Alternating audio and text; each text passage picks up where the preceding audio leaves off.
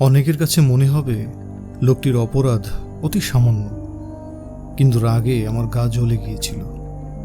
ট্রেনে যাচ্ছিলাম হাজারিবাগ, রাত্রিরের ট্রেন। তেমন কিছু ভিড় নেই, কামরাটি মোটামুটি পরিচ্ছন্ন, আলোর জোর আছে, বই পড়া যাবে, সুতরাং যাত্রাটা বেশ আরামদায়কই হওয়ার কথা। ট্রেন ছাড়ার আগে একটা ব্যাপার নিয়ে গোলমাল চলছিল খানিকক্ষণ। উপরের মালপত্র রাখবার জায়গায় একজন যাত্রী একগাদা কাপড়ে গাঁটরি রেখে সব জায়গাটা ভরে ফেলেছে। অন্য যাত্রীরা মালপত্র রাখার একটু জায়গা পাচ্ছে না। একজন লোক এত বেশি মালপত্র এনে এতখানি জায়গা দখল করবে কেন? এ নিয়ে কয়েকজন রাগারাগি করতে লাগলো। সেই যাত্রীটি ধুতি এবং শার্ট পরা, মুখে খোঁচা খোঁচা দাড়ি। সে একগুয়ের মতন একটা মালও নামালো না। বরাবর হিন্দিতে বলতে লাগলো, আমি আগে এসেছি, মালপত্র রাখার জায়গা কি রিজার্ভেশনে থাকে? কেউ কেউ পাল্টা যুক্তি দিয়ে বললে, বেশি মালপত্র থাকলে লাগেজ ভ্যানে বুক করার নিয়ম। কিন্তু লোকটি এসব কথা কানই দিল না। লোকটিকে দেখলে মনে হয় ছোটখাটো কাপড় ব্যবসায়ী। গাঁটরিগুলোতে সে ধুতি শাড়ি নিয়ে চলেছে। আমি একা, সঙ্গে ছোট একটা ব্যাগ সেই সিটের নিচে রাখা যায়। আমার কোনো অসুবিধা হয়নি, সুতরাং আমি ওই ঝগড়ার মধ্যে মাথা না গুলিয়ে চুপচাপ শুনে চললাম। ট্রেন চলতে শুরু করতেই অবশ্য আস্তে আস্তে সব থেমে গেল। অন্যদের সুটকেস বেদিং কোনো রকমে অন্য জায়গায় ঠেসে ঠুসে দেওয়া হলো। দুজন একটুক্ষণ রাগে গড়গড় করে কয়েকটা বাঁকা বাঁকা কথা বলল, কিন্তু সেসব ওই গাঁটরিওয়ালার গায়ে বিচ্ছে বলে মনে হলো না। বেশ ঝলমলে রঙের ছাপা শাড়ি পরা এক মহিলা জানালার ধারে বসে আগাগোড়া তাকিয়েছিল বাইরের দিকে। ঝগড়ার সময় একবারও মুখ ফেরায়নি। তার উল্টো দিকের জানালার পাশেই রয়েছে কাপড়ের ব্যবসায়ীটি। কিছুক্ষণ বাদে ঝুঁকে পড়ে সে মহিলাটির সঙ্গে কিছু একটা কথা বলতেই বোঝা গেল ওরা স্বামী স্ত্রী। আগেভাগে স্টেশনে এসে ওরা শুধু অপরের তাক মালপত্র বোঝাই করেনি, ভালো ভালো দুটি বসবার জায়গাও দখল করেছে। যখনকার কথা বলছি তখন সেকেন্ড ক্লাসকে বলা হতো থার্ড ক্লাস। সেই থার্ড ক্লাসের বেশ কিছু কামরায় সিট রিজার্ভেশনের কোনো বালাই ছিল না। যার যেমন খুশি বসে পড়ত। কেউ কেউ বিছানা পেতে ফেলে অনেকটা জায়গা নিয়ে নিত। মহিলাটির মাথায় ঘোমটা দেওয়া, সর্বাঙ্গে ঢাকা ঢুকিয়ে দেওয়া থাকলেও বোঝা যায় শরীরের গড়নটি বেশ ভালো। আমি বসেছি তার ঠিক পাশেই। মহিলাটির মুখ দেখার জন্যে যে কোনো পুরুষই কৌতূহল হবে। দেখাও গেল ঘিয়ের মতন রং, টানা টানা চোখ, নাকটিও চোখা, সুন্দরী বলা যায়। খোঁচা খোঁচা দাড়িওয়ালা কাপড়ের ব্যবসায়ীটির স্ত্রী একেবারেই মানায় না। তবে মহিলাটির নাকে একটা বড় নোলক, চুল তেল জবজবে, মুখ থেকে গ্রাম্যতার ছাপ একটু মুছেনি। হয়তো বিহারের কোনো প্রত্যন্ত গ্রামের মেয়ে, কিংবা উত্তরপ্রদেশের। এইসব গ্রামের কোনো মেয়ে যদি হঠাৎ খুব সুন্দরী হয়ে যায়, তাহলে শহরের কেউ না কেউ টাকার জোর দেখিয়ে তাকে বিয়ে করে নিয়ে যাবেই। কোনো ভালো জিনিসই গ্রামের জন্য নয়। গ্রামের ভালো ভালো তরি তরকারি, মাছ মুরগি যেমন শহরে চালান দেওয়া হয়, তেমনি সুন্দরী মেয়েরাও চালান হয়ে যাবে। এতে আর আশ্চর্য হওয়ার কি আছে? কাপড়ের ব্যবসায়ীটি অত কাপড় সঙ্গে নিয়ে চলেছে, কিন্তু নিজের পোশাক বেশ মলিন। বউটির শাড়িটিও খুব দামি না হলেও তার রঙের উজ্জ্বলতা চোখ টানে। তার গায়ের রঙের সঙ্গে বেশ মানিয়েছে। কিছুক্ষণ বাদে স্বামীর নির্দেশে বউটি তার পাশ থেকে একটা পুঁটুলি বের করে সেটা খুলল। আমি যদিও একটা বই খুলে পড়ছি, কিন্তু মাঝে মাঝে পাশের দিকে চোখ চলে যাচ্ছে। বইটি বেশ কঠিন, জেমস জয়েসের ইউলিসিস। আগে যতবার পড়তে শুরু করেছি শেষ করতে পারিনি, তাই সেবার ঠিক করেছিলাম সঙ্গে আর কোনো বই রাখবো না। যাওয়া আসার ট্রেন যাত্রায় বইটি শেষ করতেই হবে। কোনো একটা বই ভালো জেনেও অর্ধসমাপ্ত রাখা তো কাপুরুষতা। তখন আমার বয়স 27। পাশে একজন সুন্দরী রমণী বসে থাকলে নীরস ছাপার অক্ষরের দিকে বেশিক্ষণ মনোযোগ রক্ষা করা সম্ভব নয়। পুটুলির মধ্যে একটা বড় সাইজের টিফিনের কৌটা, তাতে রয়েছে দিস্তেখানেক পরোটা, কালো কালো রঙের কি একটা তরকারি, অনেকখানি আচার আর গোটা কয়েক লাড্ডু। মাত্র 7:30 বাজে, এর মধ্যেই খাওয়া শুরু করেছে। আমার এবং কামরার অনেকের কাছ থেকে রেলের কেটারার খাবারের অর্ডার নিয়ে গেছে। আমাদের খাবার দেবে আসানসোলে 9:15। তার আগে রাত্রের খাওয়া আমার অভ্যাস নেই। ওরা স্বামী স্ত্রী দিব্যি তৃপ্তি করে খাচ্ছে। মাঝে মাঝে ফিসফিস করে অতি দুর্বোধ্য হিন্দিতে কী সব বলছে, তা আমার বোধগম্য হচ্ছে না। বউটি দু একবার তাকালো আমার দিকে। আমার মনে হলো ওরা বোধহয় ওদের খাবার থেকে আমাকে একটু দিতে চায়। সহযাত্রীদের প্রতি অনেকে এরকম ভদ্রতা করে। আমি জোর করে বইয়ে চোখ সেটে রইলাম। অন্যের খাবারের দিকে তাকানো মোটেই ভদ্রতা সম্মত নয়। ওরা আমাকে কিছু দিতে চাইলেই আমি সবিনয়ে প্রত্যাখ্যান করব। অন্যের খাবারে ভাগ বসাতে যাব কেন? তাছাড়া ঠান্ডা পরোটা কিংবা লাড্ডু আমার একেবারেই পছন্দ নয়। কিন্তু এই খাবারের দিকে তাকিয়ে আমার জিভে জল এসে গেছে। গ্রামের লোকদের আমের ঝালঝাল আচার অতি চমৎকার যে। আচার দেখলে আমি কিছুতেই লোভ সামলাতে পারি না।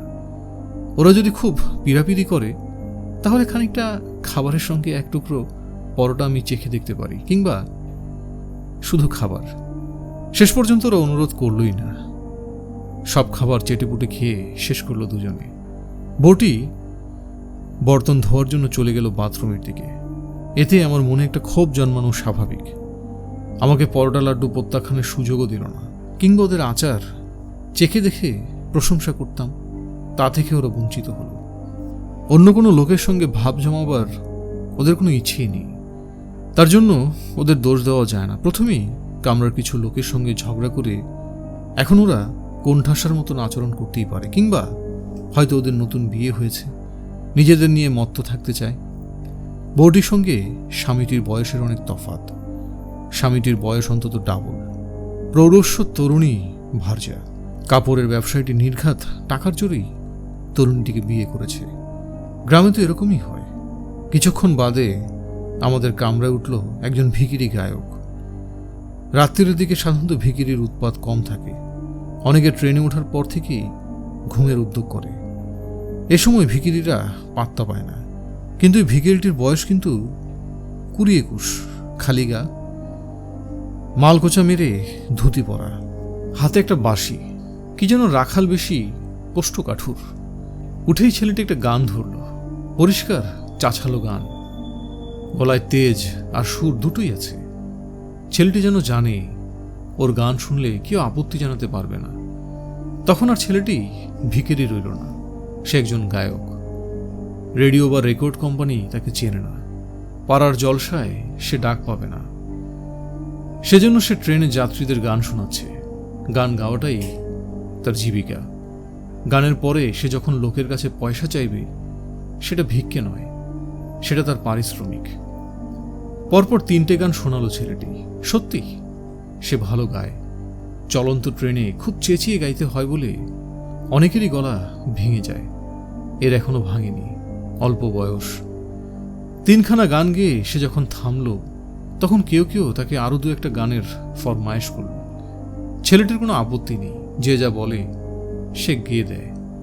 কাপড় ব্যবসায়ীটিরও একটা বিশেষ হিন্দি গান গাইবার জন্য অনুরোধ করে বসল। কাপড়ের ব্যবসায়ীটি যে গান বাজনার সমজদার তা তো তার চেহারা দেখে বোঝা যায়নি। দিব্যি তাল দিতে লাগলো মাথা নেড়ে। একটা গান শেষ হওয়ার পর অনুরোধ জানালো আরও একটার জন্যে। সেটা শুনতে শুনতে যেন আবেশে বুঝে গেল তার চোখ। এতগুলো গান গাইবার পর ছেলেটি হাত পাতল অন্যদের সামনে। অনেকে কিছু কিছু দিল। আমি তখন কাঠ বেকার। আমি সাধ্যের অতিরিক্ত 2 টাকা দিলাম তাকে। ছেলেটি সত্যি ভালো গিয়েছে। কাপড়ের ব্যবসায়ীটি যে চোখ বুঝেছে, চোখ আর খোলেই না। ছেলেটি তার সামনে হাতের পয়সা ঝনঝন করল। 2-3 বার দাদা দাদা বলে ডাকলো, তাতে কোনো সাড়া নেই। লোকটি এরই মধ্যে ঘুমিয়ে পড়েছে।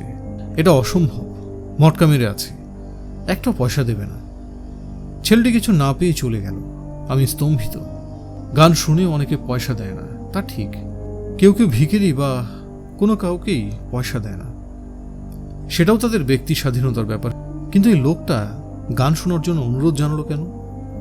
তাও কিছু দক্ষিণা দেবে না গায়ককে? লোকটা মহা ফেরেবস্ত। এরকম লোক আমি দেখিনি। কেমন যেন গা ঘিনঘিন করতে লাগলো আমার। মানুষ এমন হীন হয় কেন? কাপড়ের ব্যবসা করছে, ওই ছেলেটিকে কি অন্তত একটা আধুলি দিতে পারতো না? আমার খুব রাগ হচ্ছে বটে, কিন্তু তার নিষ্ফল রাগ। কেউ যদি ভিখারিকে ভিক্ষে না দেয় কিংবা কারুর গান শুনেও পয়সা দিতে না চায়, তার জন্য কোনো অভিযোগ জানানো যায় না, জোর করে ওকে দিয়ে পয়সা দেওয়ানোও যায় না। ঘুম মেরে বইতে চোখ ফেরালাম। কেটে গেল বেশ কিছুক্ষণ। অনেকেই ঘুমে মন দিয়েছে, নিস্তব্ধ হয়ে এসেছে কামরা। আমার চোখে ঘুম নেই। হঠাৎ আমার কাঁধে কেউ রূঢ়ভাবে একটা ধাক্কা দিল। সে কাপড় ব্যবসায়ী। সে বেশ অভদ্রভাবে বলল, আব যারা হাট যাইয়ে। লোকটির স্ত্রী ঘুমের ঘোরে আমার কাঁধে দু একবার মাথা ছুঁয়েছে। আমি একটু একটু সরে সরে বসলেও এ বাসার জায়গা নেই। ওকে ঘুম থেকে জাগিয়েও দেওয়া যায় না। ঘুমটা পড়া একটা মাথা দু একবার আমার কাঁধে লাগলেও মহাভারত এমন কিছু অশুদ্ধ হয়ে যায় না। আমি কটমট করে লোকটার দিকে তাকালাম। লোকটি এর পরও বলল, আব ইধার উঠকে আইয়ে। ইচ্ছে হলো ঠাস করে ওর গালে একটা চর কষিয়ে দিই, কিন্তু কিছু একটা গোলমাল করলে আমারও বিপদ হবে। যদি লোকটা ধুম করে বলে বসে যে আমি ওর যুবতী বউয়ের গায়ে ইচ্ছে করে হাত দিয়েছি, আমার প্রতিবাদ কেউ বিশ্বাস করবে না। মেয়েদের দিকেই সকলে সহানুভূতি থাকে। আমার বয়সটাই দায়ী হবে। লোকটি আবার ওই কথা বলতেই আমি উঠে দাঁড়ালাম। অন্য কেউ যেন কিছু শুনতে না পায় সেজন্যে জায়গা বদলা বদলি করলাম লোকটার সঙ্গে। অপমানে আমার গা শিরশির করছে। তবু লোকটা আমার সম্বন্ধে বিশ্রী সন্দেহ করছে। লোকটা এখনো তাকিয়ে আছে আমার দিকে। ও শুধু একটা স্বার্থপর, কৃপণ চশমখড়ি নয়, অতিশয় সন্দেহপ্রবণ, অভদ্র এবং অনেক কিছু। আমি বললাম, হারামজাদা, যদি আমার একটা রিভলভার থাকতো তাকে গুলি করে মেরে ফেলতাম। তোর মতো নরকের কীট বেঁচে থাকার দরকারই বা কি? মনে মনে মনে মনে ছড়া আর কি। কোনো দিনই আমার কাছে রিভলভার থাকবে না। দৈবাত কখনো হাতে নিলেও গুলি করতে পারবো না। যারা অনায়াসে মানুষ মারতে পারে তাদের মনের গঠনটাই অন্যরকম হয়। আমি শুধু মনে মনেই এরকম গজরাতে গজরাতে বহু লোককে শাস্তি দিই। কিছুতেই জেমস জয়েসের আর মন বসল না। একসময় ঘুম এসে গেল, বই খসে পড়ে গেল হাত থেকে। শেষ রাতের দিকে ঘুম ভাঙল আমার। ট্রেন থেমে আছে কোন একটা বড় স্টেশনের বোধ হয়, ধানবাদ। সেই কাপড়ের ব্যবসায়ী এবং তার স্ত্রী নেমে যাচ্ছে এখানে। কুলি এসে নামাচ্ছে কাপড়ের গাঁটরিগুলো। আমি ভাবলাম, যাক, আপদ বিদায় হলো। ঘোমটা দেওয়া বউটি যাওয়ার আগে এক ঝলক তাকালো আমার দিকে। সেই দৃষ্টিতে কিছু একটা ছিল। হয়তো সে তার স্বামীর দুর্ব্যবহারের জন্য ক্ষমা চাইছে, কিন্তু মুখে কিছু বলল না। কি করে এসব কথা বলতে হয় তা হয়তো জানে না। ওই দৃষ্টিটার জন্যই মেয়েটির মুখ আমার মনে গেঁথে গেল। দিন তিনেক বাদে ফিরলাম হাজারিবাগ থেকে, ওই একই ট্রেনে। ট্রেন ধানবাদ স্টেশনে অনেকক্ষণ দাঁড়ায়। প্ল্যাটফর্ম থেকে একই জায়গায় ছোটখাটো একটা ভিড়। সেখানে কেউ কেউ চিৎকার করছে, অন্যরাও গলা মিলিয়ে তার সঙ্গে ডাকছে। প্রথমেই মনে হয় কারোর কোনো জিনিস চুরি গেছে। এরকম তো প্রায় হয়। নেমে উঁকি মেরে দেখি কান্নাকাটি করছে একজন মহিলা, সাদা শাড়ি পরা, মাথায় ঘোমটা নেই, সব চুল খোলা। ভিড়ের একজনের দিকে তাকাতেই সে বলল, ও বেচারার স্বামী কাল হঠাৎ মরে গেছে, হার্ট ফেল। বেচারার আর কেউ নেই এখানে। আমার বুকের মধ্যে যেন একটা গুলি লাগলো। এখন মুখখানা অন্যরকম দেখালো। এই যে সেই কাপড় ব্যবসায়ী স্ত্রী, তাতে আমার কোনো সন্দেহ নেই। বউটি একবার চোখ তুলে আমাকে দেখি যেন থমকে গেল কয়েক মুহূর্তের জন্য। ধরা পড়া চোখের মতন ভয় কেঁপে উঠলাম আমি। আমাকে চিনতে পেরেছে? ও কি বুঝতে পেরেছে যে আমি ওর স্বামীকে মৃত্যুদণ্ড দিয়েছিলাম? ওর স্বামীটি ছিল নিতান্তই চুনোপুটি। ওর অপরাধ এমন কিছু গুরুতর নয়। আমি কি সত্যি সত্যি ওকে মারতে চেয়েছিলাম? আরো কত বড় বড় রাঘব বোয়াল কত রকম জঘন্য অন্যায় করে দাপটে ঘুরে বেড়াচ্ছে। কত সময় আমি মনে মনে তাদের কঠোর শাস্তি দিই, কিন্তু তাদের তো কিছু হয় না। দ্রুত পালিয়ে গেলাম সেখান থেকে, যেন আমারই একটা কঠিন শাস্তি প্রাপ্য। গল্পটা এখানেই শেষ। ধৈর্য ধরে গল্প শোনার জন্য ধন্যবাদ। আলো ছায়া আমাদের নতুন চ্যানেলটি সাবস্ক্রাইব করতে পারেন। সব ধরনের উপন্যাস নিয়ে আমাদের নতুন চ্যানেল আলো ছায়া। আর ছোট গল্পের সম্ভার নিয়ে কুপির আলো তো আছেই। দুটি চ্যানেলই সাবস্ক্রাইব করে আমাদের পাশে থাকতে পারেন এবং আপনাদেরকে আলোকিত করার সুযোগ দিতে পারেন। ধন্যবাদ।